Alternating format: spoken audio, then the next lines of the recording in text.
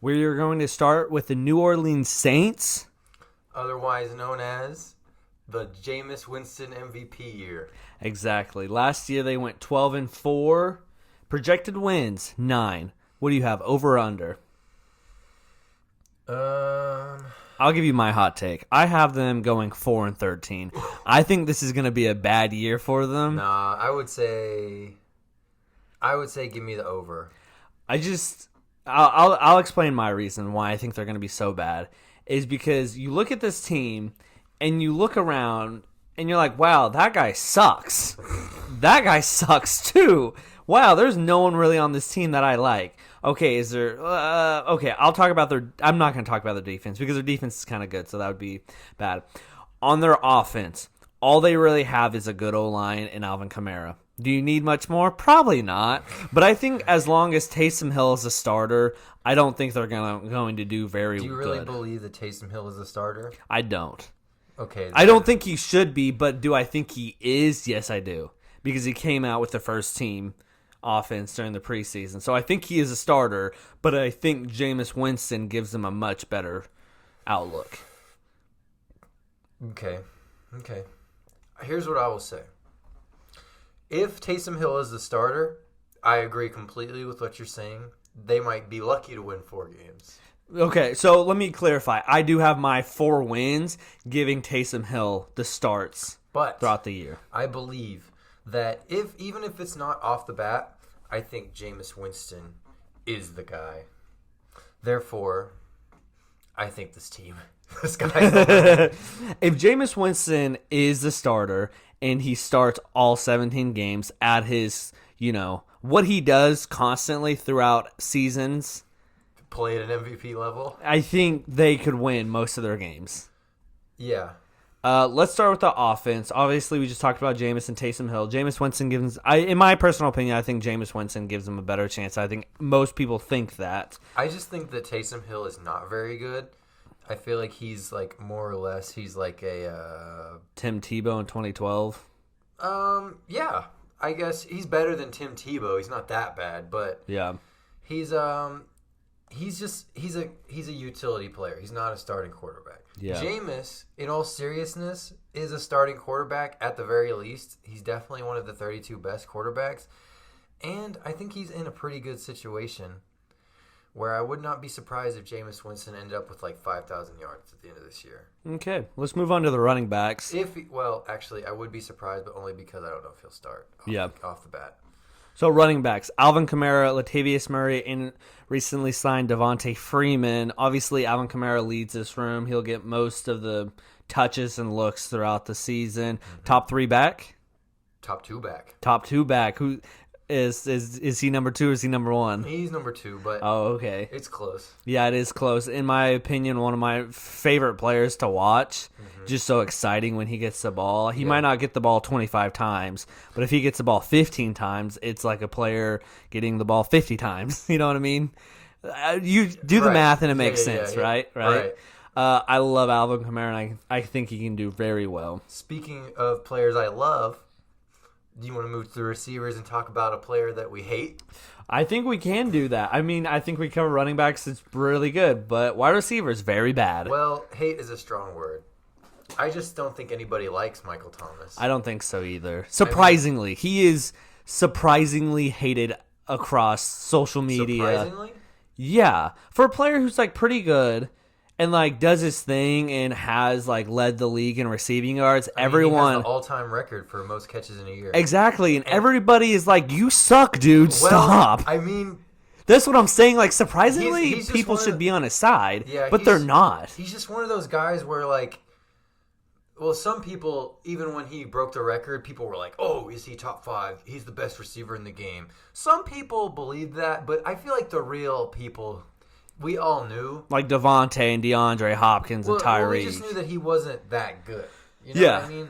So now I think seeing that, plus how, I guess, cocky is the right word. I was going to say arrogant, but I mean. Same thing, pretty much. Yeah.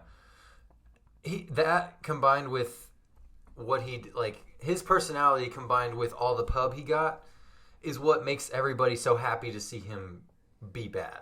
Well, and how he handled the situation with his injury. Well, yeah, but that I was just saying from last year. Because last year everybody was like clowning him because he was having a really down year. Yeah. And then in the playoffs he went out pretty badly, as did the rest of the Saints. But you remember the Bucks were like taunting him, calling him Slant Boy. And Yeah. everybody was just like, "Let's go!" Yeah. So it's pretty warranted. Okay. I guess that's what I have to say. So next best guy can be argued. Traquan Smith has been battling injuries through training camp. Marquez Callaway is Marquez Callaway has shown to be the number one guy so far, with their top two guys being out right now.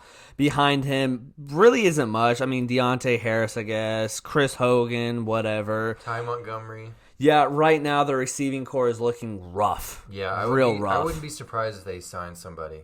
Yeah, I think right now with Michael Thomas and Traquan Smith out is probably the worst receiving core in the league. Oh yeah. I think you could say that. And then tight end really doesn't help them. I've seen stuff about Adam Trotman and Nick. Well, Nick Vannett has been in the league for a while, but Adam Trotman has been the guy getting the headlines. I don't know if I really believe in him, but I guess he has the athleticism to do something. I don't There's think hope he's for going him. to be a problem, but he's also not going to be a major advantage. Yeah. We can move on to the offensive line. One of the better units in the league, top 10 for sure. Probably top 5. You could argue that. Yeah. When you look at this offensive line, not many holes. Yeah, I don't. Their weakest link is probably Andres Pete. Saints fans don't really like him. Yeah, but if you're I left would guard, say, you're just hoping as long as Eric McCoy and Cesar Ruiz continue to get better because they're both very young. yeah, It's going to still be a top 5 unit. They have probably the best, well, one of, if not the best tackle duos in the whole league. So you're not going to complain out of that. If they manage to be a playoff team this year, it's going to be in large part to their offensive line and their defense. yeah, I agree with that. Do you want to tackle their defense and talk about them? Sure. I think their defense, their strength is probably the back end of the defense compared to their front end. They're kind of dealing with some injuries on the front right now. But they still have Cameron Jordan, who is starting to, regress, but he's still pretty good. Definitely still their number one. And then they have some solid guys in the middle, like Shai Tuttle, David Onyemata. Marcus Davenport has been a little bit of a disappointment, but that's okay. They're kind of probably hoping that Peyton Turner, their new first-round pick, which was a little bit of surprise, is going to be shocking and impress some people. Yeah. But then, like I said, I think their best unit is actually their back 7 compared to their front 7, which includes Demario Davis, Quan Alexander. They just drafted Pete Warner in the second round. And then they've got, a pretty solid young duo with Marcus Williams and Marshawn Lattimore. So lots to be excited for, even though it's not very flashy or new. Yeah. It's kind of the same old, same old. Yeah. My thoughts on this defense is I think they're a little overhyped, especially Cameron Jordan. I think Cameron Jordan right now is more of a mouth than a player because he talks a lot and he talks a lot of trash. But his best year was 4 years ago, and you don't see him getting any better anytime soon. Like you said, he's just going downhill. And I think the rest of the people on that front defensive line, it's just not that good. Marcus Davenport has been a bust. He has not been that good. I do like Demario Davis, but he's getting up there in age. Quan Alexander, at one point was a very good linebacker, but has regressed a lot since then and is not He the also same hasn't been player. able to stay healthy. Yeah, not the same player he used to be. When you look at the secondary, I do like the secondary more than any other part of this defense. I really like Marshawn Lattimore and Marcus Williams. Kind of like you said, I'm just kind of reiterating what you're saying. Also, Chauncey Gardner-Johnson.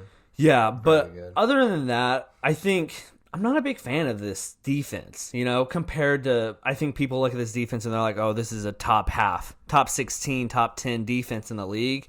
And I think they only have a few players that really make a difference. Yeah, I just had a thought. I feel like this team is going to get down in the second quarter. And when that happens, you're not going to be able to run the ball like you would want to behind this offensive line. And you're going to have to throw. And between Jameis Winston or Taysom Hill throwing the ball, that's not really what you want to play catch up with those guys. Yeah.